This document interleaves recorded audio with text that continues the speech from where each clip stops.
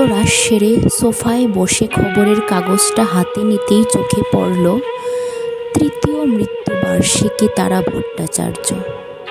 হতবম্ব হয়ে গেল নয়ন। প্রায় 40 বছরের পুরনো স্মৃতিগুলি যেন আবার জীবন্ত হয়ে কিছু বলতে চাইছে।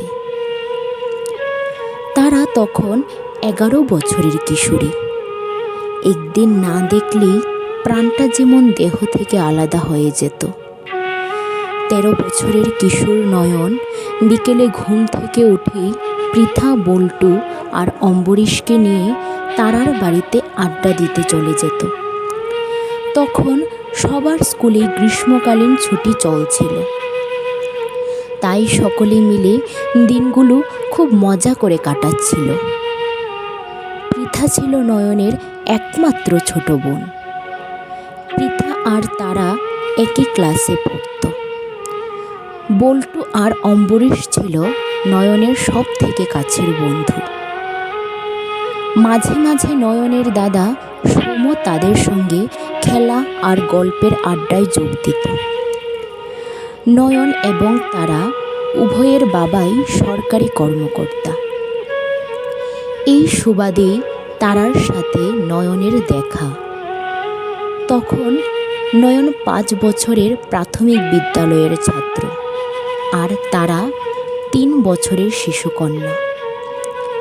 ছোট থেকেই একসাথে বড় হয় দুজনে এবং দুজনার মধ্যে বন্ধুত্ব হয়। পরবর্তীতে বল্টু আর অম্বরীশের সাথেও তাদের বন্ধুত্ব হয়। বিকেলে তারার হাতে বানানো 1 গ্লাস সুস্বাদু কাঁঠালের জুস খেয়ে সকলে মিলে মাঠে চলে যেত। বিকেলে খেলার জন্য পাওয়া কিছুক্ষণের এই স্বাধীনতাটাই যেন ছিল সারাদিনের একটা অত্যন্ত প্রিয় মুহূর্ত। তারা সকলেই খুব মজা করে কানামাছি, পুতুলের বিয়ে, কাবাডি ইত্যাদি মজার খেলা খেলত। এভাবেই ছেলেবেলার দিনগুলি ভীষণ আনন্দে কাটতে লাগলো। একদিন সকালে সকলে মিলে পরিকল্পনা করলো পুতুলের বিয়ে না দিয়ে নিজেদের মধ্যেই বিয়ে খেলবে, আর যে যার সাধ্যমতো কেউ চাল, কেউ ডাল, কেউ ডিম, কেউ হাঁড়ি ইত্যাদি নিয়ে আসবে। এই ফাঁকে তাদের বহুদিনের একসাথে বনভোজনের ইচ্ছেটাও পূরণ হয়ে যাবে। সেই দিনটি ছিল রবিবার। সকলে মিলে সেদিন সকাল থেকেই লেগে গেল এই বিরাট আয়োজনের জন্য। সব কিছু তৈরি হয়ে গেল। এইবার বিয়ের পালা। এক্ষেত্রে বর নির্বাচিত হলো নয়ন, অপরপক্ষে কন্যা হিসেবে নির্বাচন করা হলো তারাকে। আর বাকিরা সকলে ভাগাভাগি করে বরপক্ষ আর কন্যাপক্ষের দায়িত্বটা বেছে নিল। খুব ঘটা করে বিয়ে হলো। বিয়ের পরে বনভোজনের অনুষ্ঠানটাও হলো ধুমধাম করে। সেদিন সকলে মিলে ভীষণ আনন্দে কাটালো। এই দিনটা ছিল নয়নের জীবনে সবচেয়ে মূল্যবান মুহূর্ত। শুভদৃষ্টি, মালা বদল থেকে শুরু করে বিয়ের সব রীতি মেনেই বিয়েটা সম্পন্ন হয়েছিল। সেই দিন খেলার পরে সকলেই যে যার বাড়ি চলে গেল, কিন্তু নয়ন সেখানেই দাঁড়িয়ে রইল। তারা চলে যাওয়ার পর থেকে কেমন যেন একটা অস্বস্তিকর পরিবেশ তৈরি হয়ে গেল। তারাকে ছাড়া নিজেকে যেমন শূন্য মনে হচ্ছিল। সেদিন একটা আলাদা অনুভূতি মনে বাসা বাঁধছিল। রাতে অনেক চেষ্টা করেও নয়ন ঘুমোতে পারল না। চোখ বন্ধ করলেই যেন তারার মায়াবী দুটি চোখ আর মন মাতানো হাসিটা স্পষ্ট দেখতে পায়। নয়নের জীবনে প্রেম প্রথমবারের মতো কড়া নাড়ল। নয়ন ভালোভাবেই সেটা বুঝতে সক্ষম হলো। পরদিন ভোর হতে না হতেই নয়ন মর্নিং ওয়াকে বেরিয়ে পড়ল। ভাবল যদি তারাদের বাড়ির পাশ দিয়ে যাওয়ার সময় এক পলক তারাকে দেখতে পারে, কিন্তু তা আর হলো না। সে বাড়ি এসে নিজের কাজকর্ম সেরে বিকালটার জন্য অপেক্ষা করতে থাকে।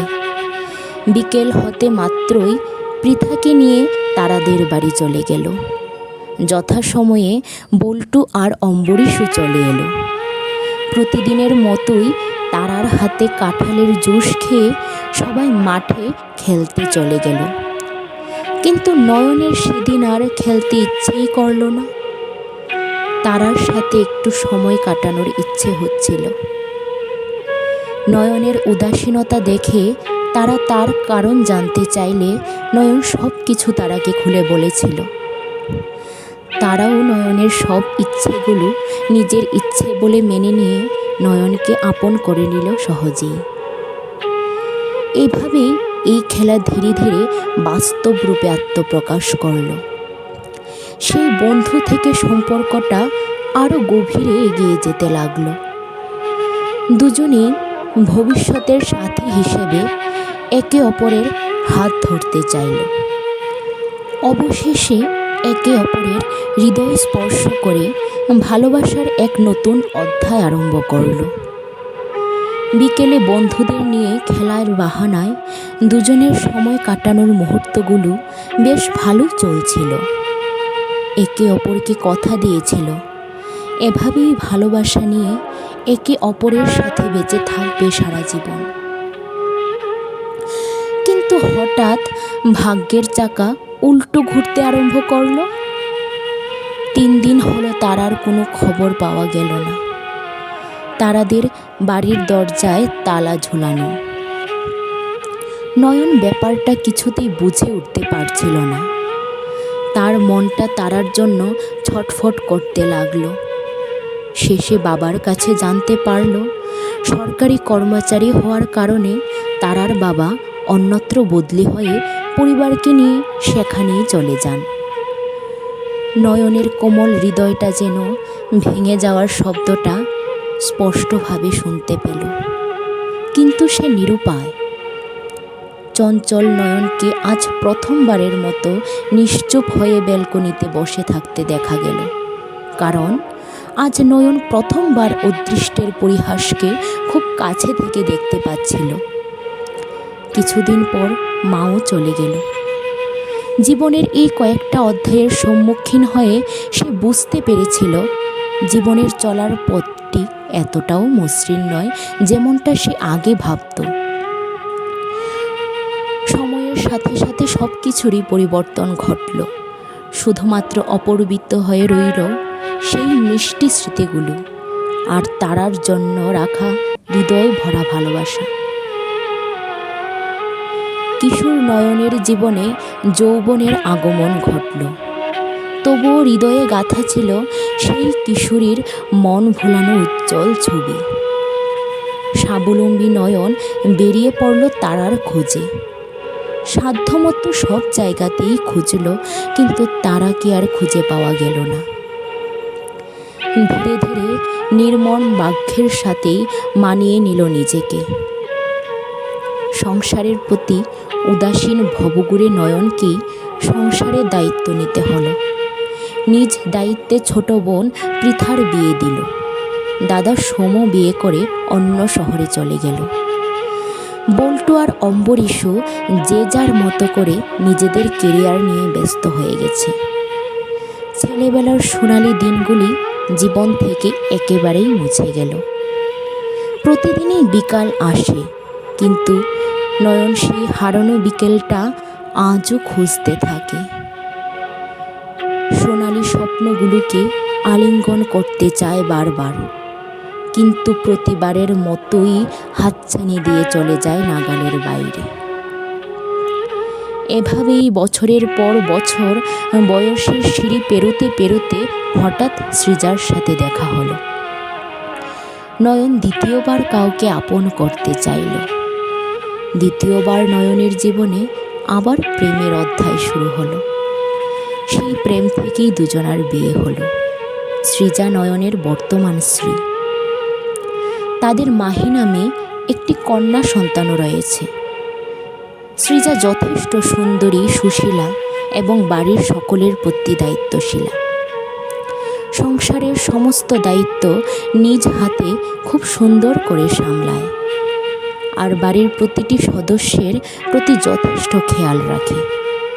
সৃজা নয়নের প্রথম প্রেমের ব্যাপারে সব কিছুই জানে এবং নয়নের সেই নিঃস্বার্থ ভালোবাসাকে সে যথেষ্ট সম্মান করে। এখন মাহিকে নিয়েই তাদের দুজনার স্বপ্ন দেখা। ভগবান এত কিছু কেড়ে নিয়েছেন, কিন্তু তার বিনিময়ে যে সুন্দর আর দামি উপহার নয়নের জীবনে মাহির মাধ্যমে দিয়েছেন, তাতেই নয়ন সন্তুষ্ট। মাহিকে পেয়ে নয়ন যেন অতীতের সমস্ত দুঃস্বপ্নগুলি ভুলে গেল। মেয়ে আর স্ত্রীকে নিয়েই সে অনেক খুশি। কিন্তু মানুষ চাইলেই জীবনের সব কিছু সম্পূর্ণভাবে ভুলতে পারে না। সেই রকম নয়নের জীবনেও ওইসব মিষ্টি স্মৃতিগুলি উকি দেয় মনের কোণেতে।